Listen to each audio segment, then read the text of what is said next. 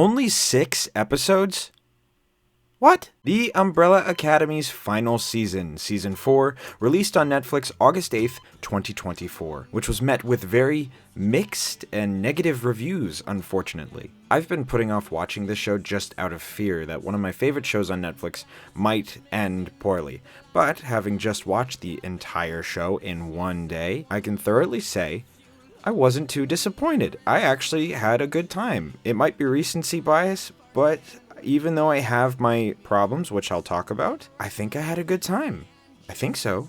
Yeah. Let's start off with the elephants in the room, or at least the 4 missing elephants in the room. This season is not 10 episodes like the other 3. This season is only 6 episodes. I don't know if it was the writer's strike, or if it was the actor's strike, or if it was Netflix, or the creators putting pressure on the show, or the story, or anything like that. But unfortunately, these 6 episodes feel somewhat rushed. I'd say the first 4 episodes are Umbrella Academy gold. I love the setup for this new season because we end up with our characters displaced in a world where they don't have powers and the Umbrella Academy never existed, and yet there's still an apocalyptic problem that they have to deal with. But there is an evil extremist group run by Nick Offerman and Megan Mullally playing Jean and Jean, called the Keepers, and they are pretty good villains, and they remember the separate timelines that the Umbrella Academy had influenced and caused. And I love the music picks that happen, although this season it gets a bit heavy-handed. I believe episode 5 opens up with 3 needle drops, which was too much for my liking.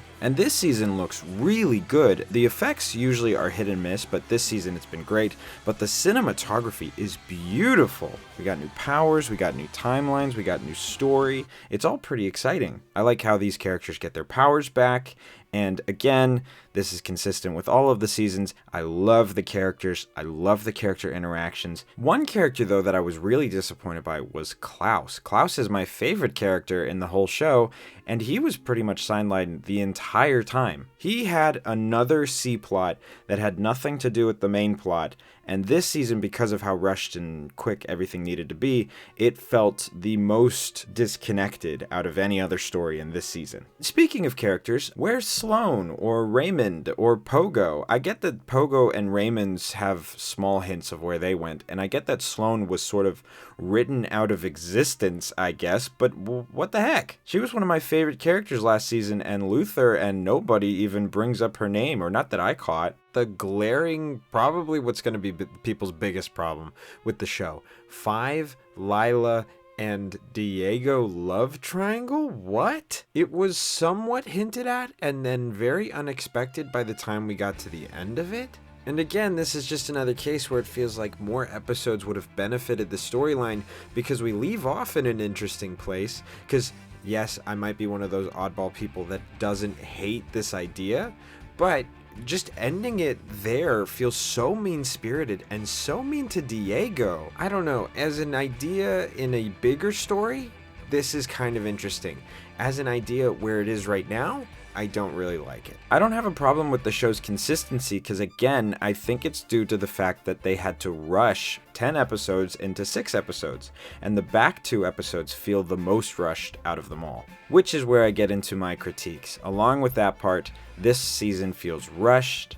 It feels like there's unresolved stories and there's more to everything, but we don't get to it, and so we end up with a very quick, quiet, easy ending. But it's still exciting. I hate that I'm not passionately in love with this show as much as I used to in previous seasons, but I mean, that's sort of what the finale felt like. It felt kind of passive. It just felt, let's end the story. Here they go. Which sucks because season 4 does have a great plot. It's not like it's lacking in any sort of consistency. The lore for the show is so complicated and so thorough, but it really does work for me, even in season 4. Although I am very biased because I do love the wacky sci-fi superhero nonsense and fun and action that this show revels in. And yes, the ending is really depressing and there should have been more, but as an ending to the series, I'm comfortable with it for now. For now being the keywords, because maybe in a week or a month or a year, I look back at this finale and I'm like, shoot, There should have been more. We should have gotten to see where these characters might end up.